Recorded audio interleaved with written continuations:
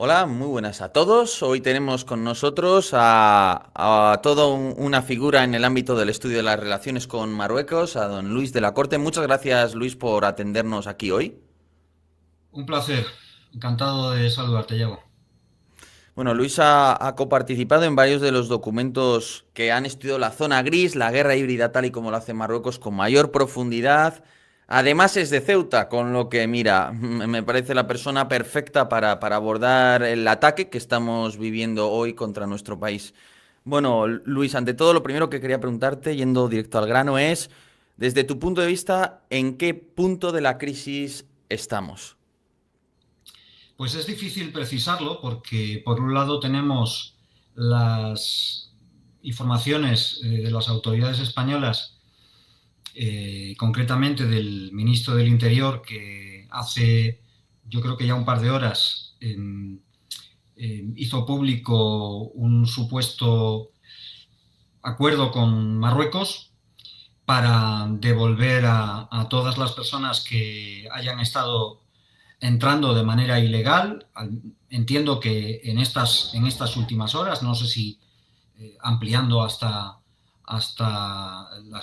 hacia atrás, ¿no? las semanas anteriores, pero por otro lado la situación sobre el terreno es una situación en la que el flujo de migrantes irregulares no ha cesado y hay una acumulación de personas que se ha ido produciendo a lo largo de la mañana, a la que hay que hacer frente en unas condiciones en las que no hay efectivos suficientes de las fuerzas y cuerpos de seguridad para, digamos, taponar ese agujero por el que están entrando ilegalmente tantas personas en tan poco tiempo, ¿no?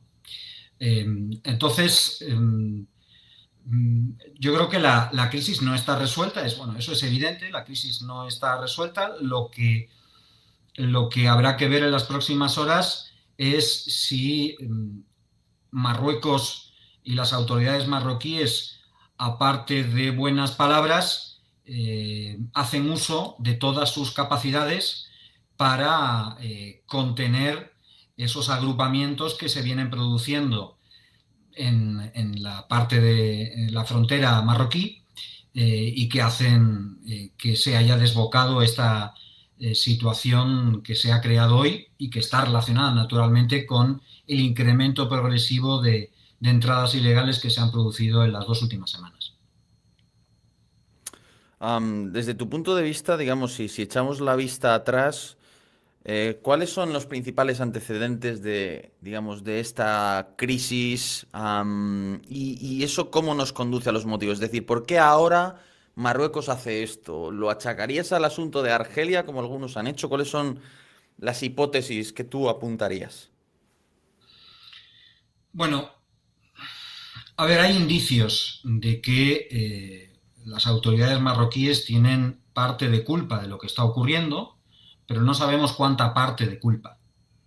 Estamos todavía en el terreno de las conjeturas, fundamentalmente, ¿no?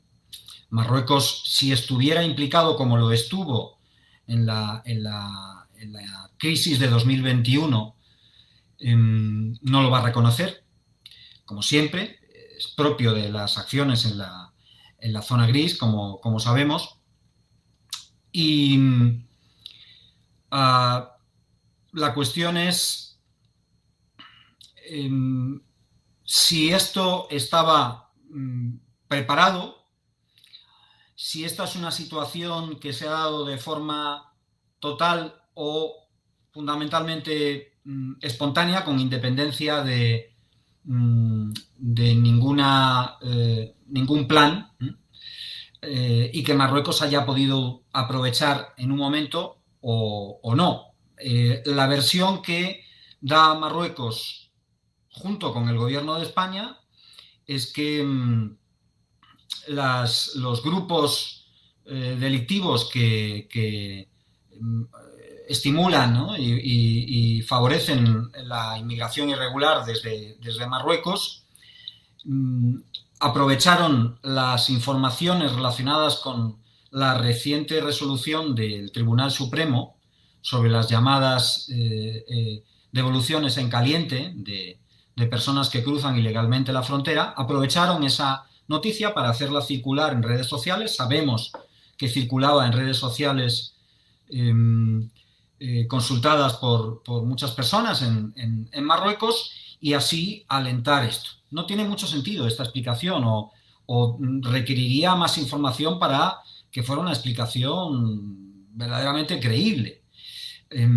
Primero porque las redes de tráfico de migrantes, ¿no?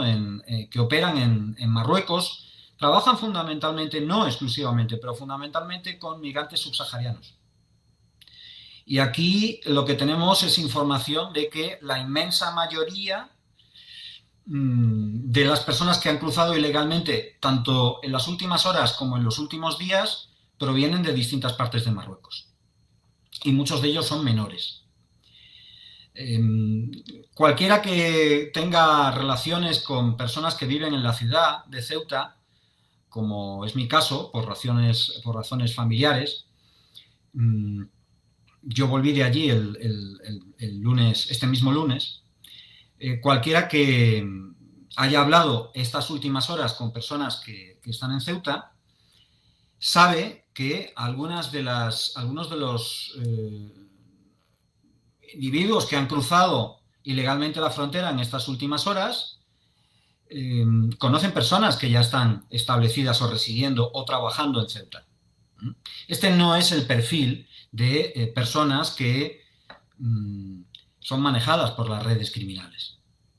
Y si no son las redes criminales, como dicen las versiones oficiales, caben dos posibilidades. O ha sido todo absolutamente espontáneo. Yo creo que hay un elemento de espontaneidad importante en el proceso de las últimas semanas, en el que ha ido aumentando sobre todo las llegadas por mar, a nado. La semana pasada yo pude ver cómo en algunas partes en algunos recovecos, ¿no?, de la geografía de Ceuta, la zona costera, flotaban en el mar neoprenos, aletas, bolsas, botellas. Todo eran materiales que dejaban los chicos, los jóvenes que jugándose la vida estaban entrando en Ceuta, normalmente por la noche. Ahora bien, hay imágenes que las ha dado, por ejemplo, las han dado los medios locales, los medios de información locales de Ceuta, que están haciendo una cobertura excelente, tanto el Faro de Ceuta como el pueblo de Ceuta.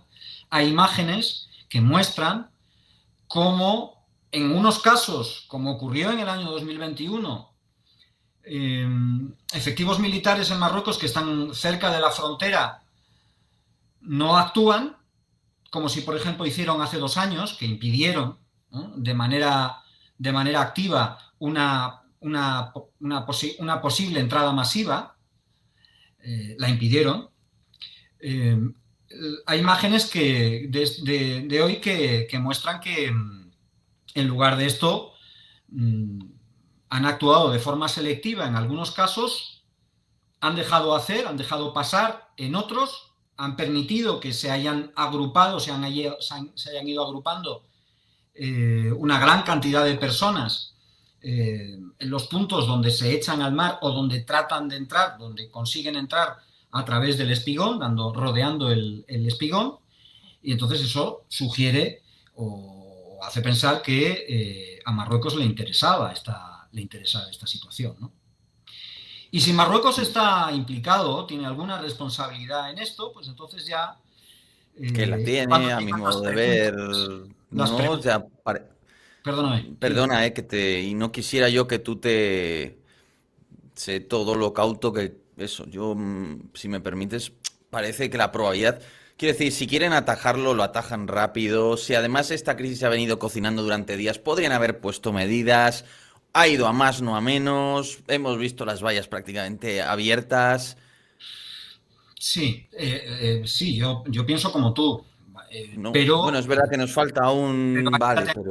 hay que atenerse a los datos, ¿no? Y mm, hay que distinguir siempre entre los hechos confirmados y las suposiciones, por muy razonables que puedan ser esas mm, suposiciones. Mi suposición es que Marruecos tiene parte de responsabilidad y que ha estado atento, pues como no podía ser de otra manera, en los últimos días, en las últimas semanas, incluso hasta a este incremento de entradas ilegales. Pero hay que tener muy en cuenta que la situación creada hoy eh, supone salto cualitativo respecto a lo que estaba ocurriendo hasta ayer por la tarde. No es lo mismo que estén entrando, aunque sean muchas personas, que han sido muchas, como ya los medios de comunicación vienen informando desde hace varios días, un número determinado y un número creciente de personas a nado a la ciudad, a que se produzca una situación como la de esta mañana, en la que se empieza a bordear el espigón y entrar a pie. Eso requiere una acumulación de personas en la otra parte de ahí, las que aparecen en esas imágenes, en la otra parte de la frontera, y esa acumulación de personas, como tú dices muy bien, naturalmente solo se puede producir si Marruecos deja que se produzca. mm. Así que, como mínimo, lo que podemos decir es que las autoridades marroquíes han decidido en un momento determinado aprovechar esta situación. Esto es lo mínimo que podemos asegurar respecto al papel de Marruecos. Podría ser un papel mucho más importante, como lo fue en 2021. Bien. La visita reciente a Argel del presidente del gobierno de España podría tener que ver, pues podría tener que ver. Esto es siempre un mensaje.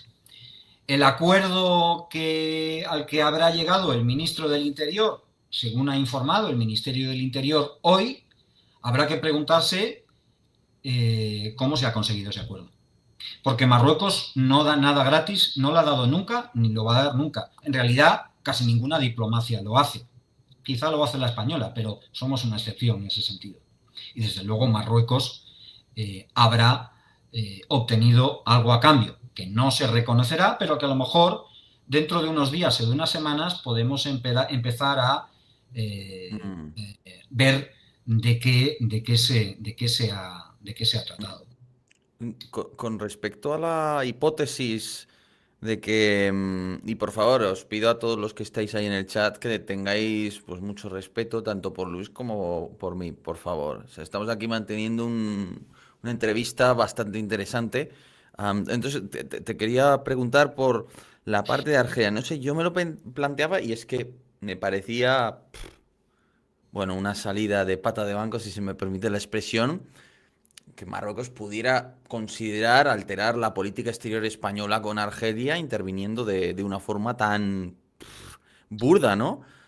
Por eso yo lo achacaba más, pues, directamente a la guerra híbrida que efectúan sobre las ciudades y lo achacaba directamente, pues, a un desmantelamiento, a una caída de ese castillo de naipes que es la política exterior española con Marruecos desde hace 4 o 5 años. ¿Tú cómo lo ves a ese respecto? Es decir, suponiendo y asumiendo la hipótesis de, oye, pues esto está, si no preparado, aprovechado por ellos, instrumentalizado por ellos, ¿te tirarías más por la hipótesis de Argelia, por la de Ceuta? ¿Y cómo ves ese seguro del Mundial que habíamos comprado llegado a este punto? Bueno, yo creo que todos esos factores pueden tener su parte de influencia en esto. Eh, para tomar un referente que podamos analizar ya con mayor perspectiva, ¿no? ¿Qué ocurrió en el asalto de 2021? ¿Cuál fue el motivo del asalto de 2021? Bueno, la lectura más conocida es que fue una respuesta a la situación creada una vez que se admite a Brahim Ghali, el líder del Frente Polisario, se permite que entre a España y sea ingresado en un hospital para recibir un tratamiento médico. Además, se hace, y esto fue una enorme sorpresa, se hace de manera encubierta, en lugar de hacerlo, en lugar de comunicar a Marruecos, si se estaba dispuesto a hacer eso, comunicar a Marruecos que eso se iba a hacer, ¿no? Para que Marruecos no se sintiera engañado. Y que, bueno, fue una reacción a eso. Bueno, pues ese factor fue muy importante, pero no hay que olvidar que Marruecos juega a largo plazo también. Es decir, tú puedes tener tú puedes ser oportunista, aprovechar situaciones que no anticipas, pero que una vez surgidas pueden venir bien para hacer una demostración de fuerza, de poder ante España, o enviar un mensaje a las autoridades españolas, y al mismo tiempo esa acción que pongas en marcha, en este caso fue alentar el asalto masivo a la ciudad de Ceuta, servir para un propósito de más largo plazo. ¿Cuál es ese propósito de más largo plazo?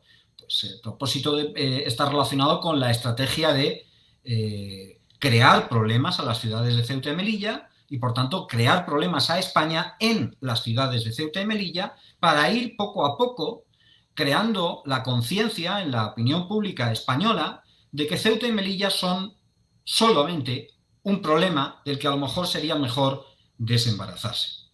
Como podrás imaginar, yo soy la persona que estaría más lejos de llegar a una conclusión así, y quizá Marruecos se equivoca y cree que son muchos más los españoles que podrían llegar a ver Ceuta y Melilla así, que los que realmente lo ven así, ¿no? Pero a largo plazo, mientras vas asfixiando económicamente a las ciudades, aprovechas las circunstancias que van llegando para generar problemas y para enviar un mensaje de podemos llenar la ciudad de ciudadanos nuestros en muy pocas horas y ponerlos en una situación imposible de resolver. ¿Y tú de verdad lo crees así? Yo es que personalmente, sinceramente, creo que en cuanto España quiera jugar la partida, Marruecos la tiene perdida. Sencillamente. No tienen bazas. Pueden, no sé, lo que plantean algunos, ¿no? Imagínate que entran en el edificio del ayuntamiento, lo que fuere, y colocan la bandera, por ejemplo, ¿no? Al final llega con policía, ejército, guardia civil, se les echa y punto, ¿no? Sanciones económicas, el Mundial, Unión Europea, política de pesca, Frente Polisario, Sáhara Occidental, es que hay tantas herramientas para darles por todos lados, la verdad, que solo España necesita querer jugar. ¿No te parece que la tienen perdida desde el principio? Si tú tienes un equipo con muchos mejores jugadores, pero no estás dispuesto a sacarlos, ¿realmente hay esa diferencia a tu favor? No, ¿verdad? Sí. Yo creo que sí. Es decir, esta no es una cuestión de capacidades. Si nos vamos al terreno ya de la seguridad y del ámbito militar, e incluso de poder económico, que también lo tenemos y también es superior al de Marruecos, no es una cuestión de capacidades, es una cuestión de voluntad y determinación. Utilizar todos los instrumentos de poder que España tiene para cambiar el comportamiento de Marruecos y acabar con esta dinámica en la que España y Marruecos están implicados desde hace 30 años, en las que cada vez que Marruecos quiere conseguir algo de España, o hay algo que España hace que a Marruecos no le gusta, Marruecos le crea un problema y España es quien tiene que buscar la conciliación. Esta es la dinámica en la que estamos. Y esa conciliación, además, se llega a ella siempre premiando a Marruecos de alguna manera. Si seguimos en esa dinámica, pues Marruecos seguirá obteniendo cosas, ¿no? Salirse de esa dinámica se puede, porque tenemos capacidades para salirnos de eso, pero tendría costes políticos. Y cada vez mayores, claro. ¿no? Eso requeriría, por un lado, un gobierno determinado y un gobierno con sentido del Estado y una oposición también con sentido de Estado. Requeriría un consenso Mm, sostenido en el tiempo para resolver o cambiar los términos de esta relación problemática con un país con el que, por otro lado, nos vendría muy bien tener las mejores relaciones posibles. Las por tenemos en supuesto. algunos aspectos y en otros no.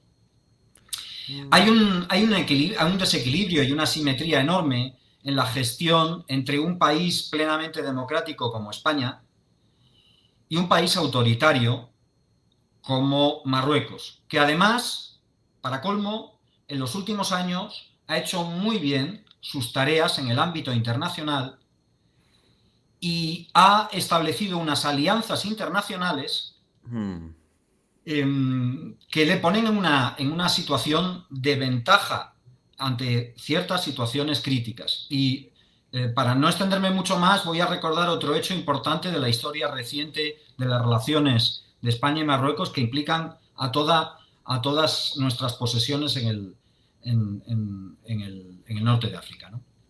Cuando se produce la crisis del Perejil en el año 2003 y se lleva a cabo mmm, la operación para desalojar la isla con éxito y sin tener que lamentar ningún tipo de bajas en un lado ni en otro, lo que sobreviene naturalmente cuando ocurren esas cosas es un invierno en las relaciones entre España y Marruecos. Una crisis diplomática que ya existía previamente, que se había agudizado con la acción sobre Perejil y que deja en muy mala situación las relaciones hispano-marroquíes. El gobierno de ese momento había pedido apoyo a Francia, había pedido apoyo a la Unión Europea, pero ni Francia ni la Unión Europea adoptaron una actitud clara de condena a la ruptura del statu quo, por tanto, por parte de Marruecos en el contexto de la acción en la isla de Egipto. ¿Quién resolvió esa papeleta? ¿Cómo se reactivaron las relaciones hispano-marroquíes? Con un viaje del secretario de Estado de Estados Unidos, del gobierno del momento, Colin Powell, a Rabat. ujú.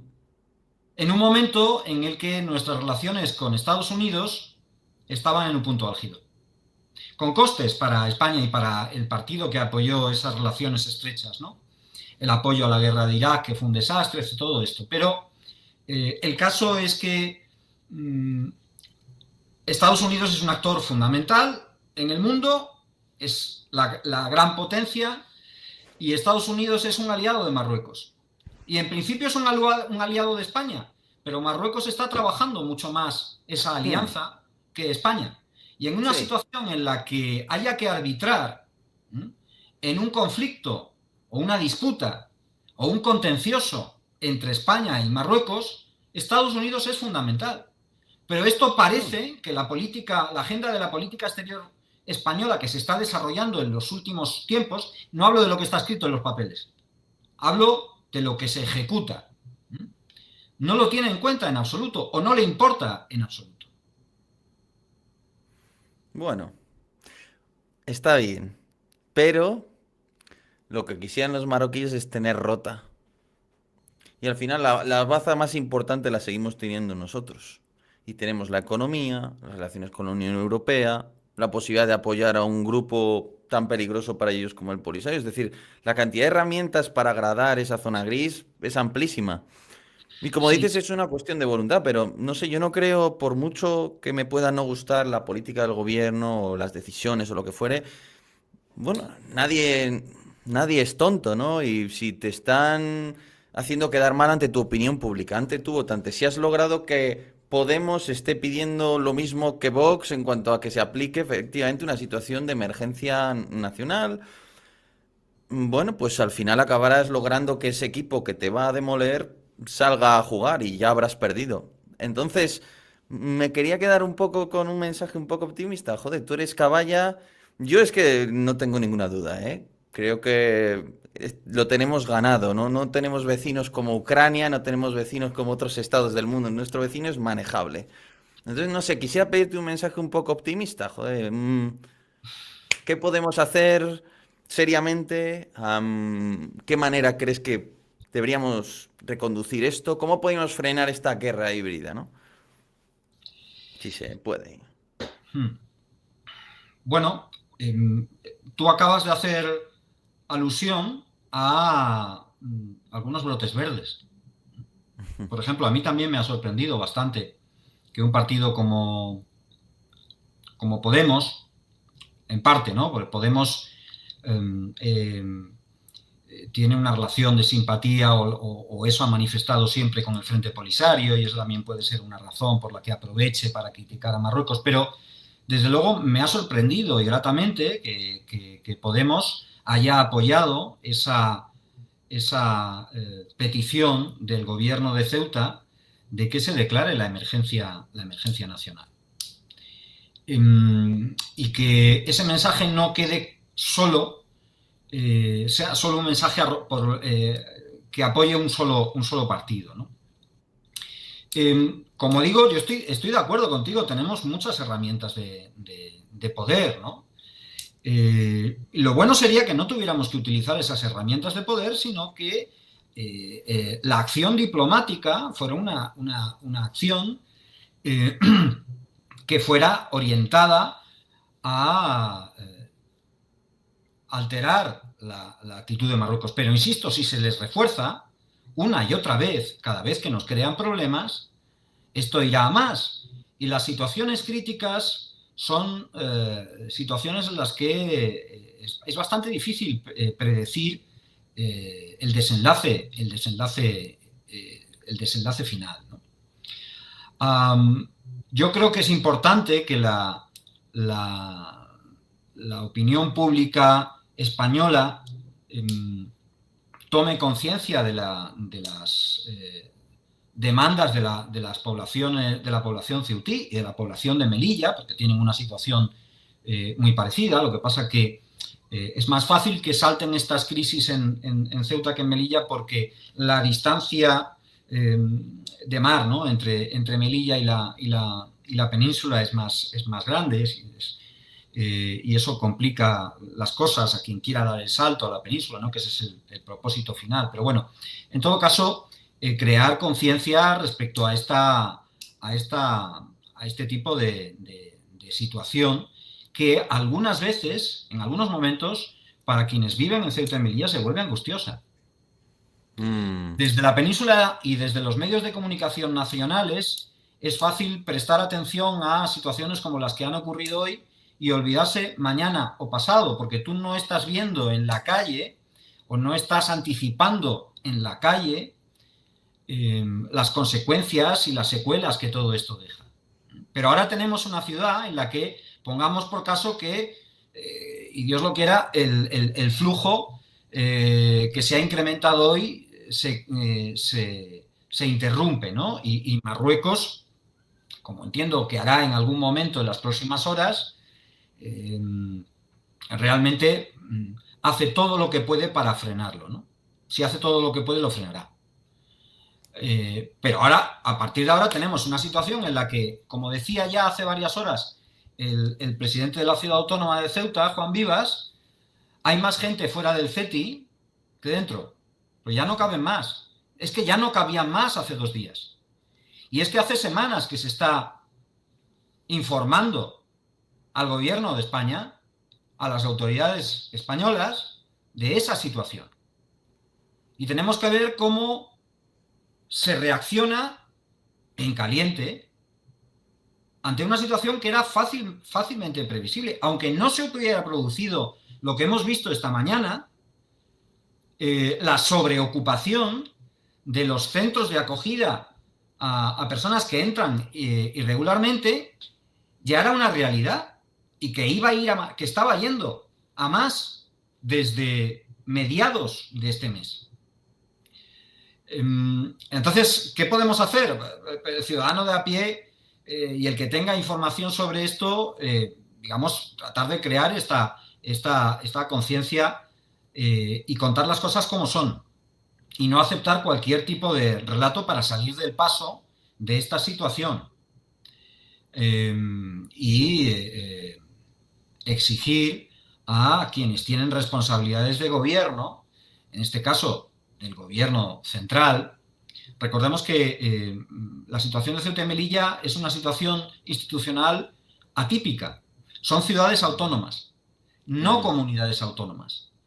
La mayoría de las competencias, como a diferencia de lo que ocurre en las comunidades autónomas, en distintas funciones públicas, no están transferidas. Son responsabilidad directa de la Administración central. Y por tanto, en dos ciudades que por razones históricas, estratégicas, culturales y otras tienen una situación particularmente delicada, requerirían una mayor atención y requeriría sobre todo que se saquen lecciones de cada una de estas situaciones críticas que se crean. Como te decía antes, fuera de micrófono, una de las cosas que más sorprende a un científico social cuando analiza este tipo de situaciones es que, por ejemplo, esta mañana no había ningún protocolo que se pudiera ejecutar para una situación de avalancha masiva, cuando tuvimos la experiencia de 2021. No había ningún protocolo. Y no había los efectivos suficientes de Guardia Civil para contener a esas personas que habían entrado esta mañana, o que estaban entrando esta mañana y que siguen entrando probablemente ahora,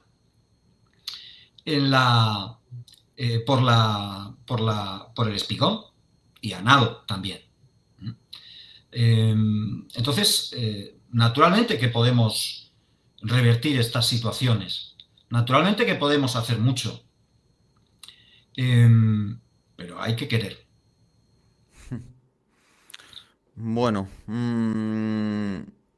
vale, perfecto. Muchísimas gracias, Luis. Te agradezco mucho tu tiempo.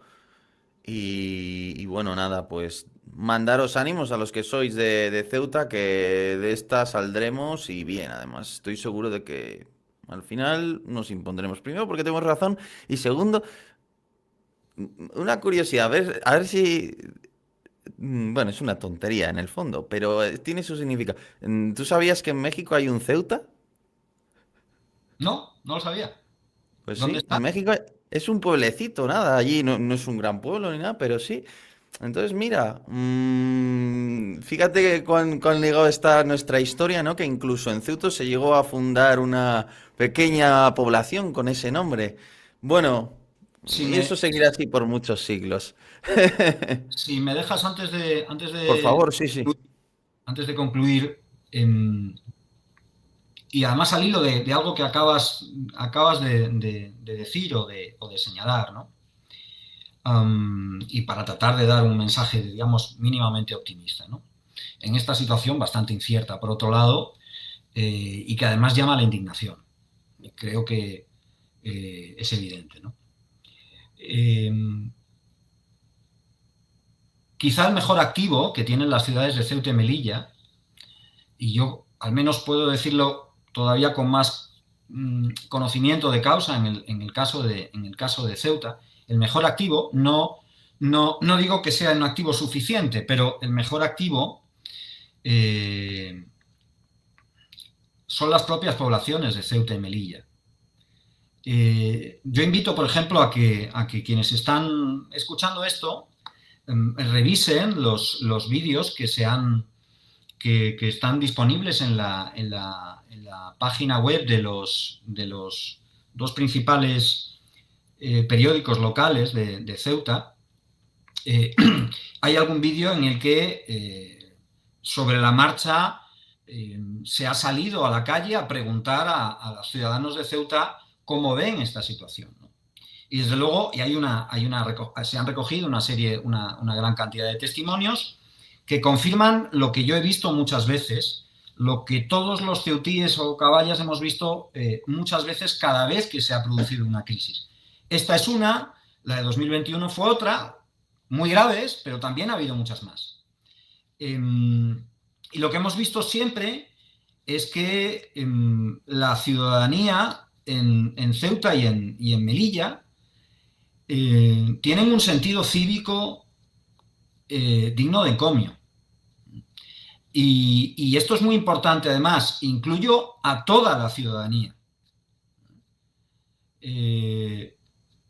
Cristianos, musulmanes, hebreos, hindúes, porque tenemos esas 4 comunidades en Ceuta.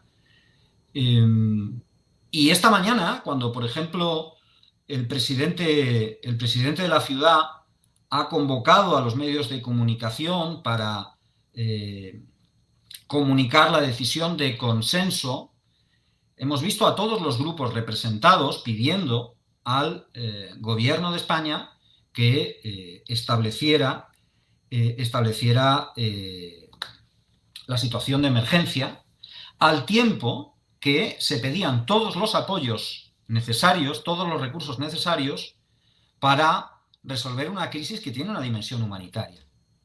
En muchas declaraciones de ciudadanos ceutíes, en esta y en otras crisis, incluso en los peores momentos, se incluyen comentarios de preocupación por los migrantes que, como consecuencia de su entrada, pueden haber padecido una situación complicada, pueden haber recibido heridas, y tienen una situación y están en una situación de desamparo que hay que cubrir.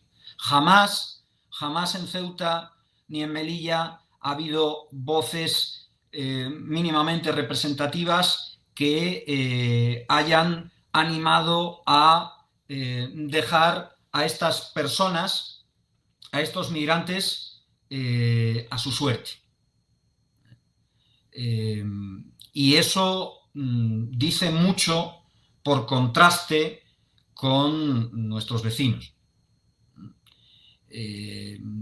Yo quiero recordar finalmente una imagen que se produjo en la crisis de 2021, en la que cuando había mujeres, a veces con bebés, que se lanzaban al agua sin saber nadar o casi sin saber nadar desde la parte de Marruecos, los gendarmes veían cómo estaban a punto de ahogarse y alguna se ahogó, miraban impasiblemente a ese espectáculo, mientras guardias civiles y el personal de asistencia y de emergencias se jugaban la vida para salvar a esas personas.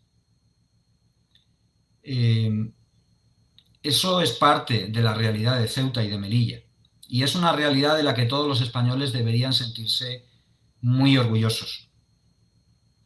Yo creo que ese es el mensaje con el que habría que terminar. Perfecto, pues nada, Luis, muchísimas gracias por darnos a conocer tu perspectiva y tu visión en caliente, digamos, de todo lo que está sucediendo. Y bueno, muchísimas gracias por acompañarnos en este directo de hoy. Como siempre es un placer y nada, muchísimo ánimo. Gracias a ti por prestar atención a este problema que es de todos. Perfecto, Un muchísimas abrazo. gracias. Un abrazo, Luis.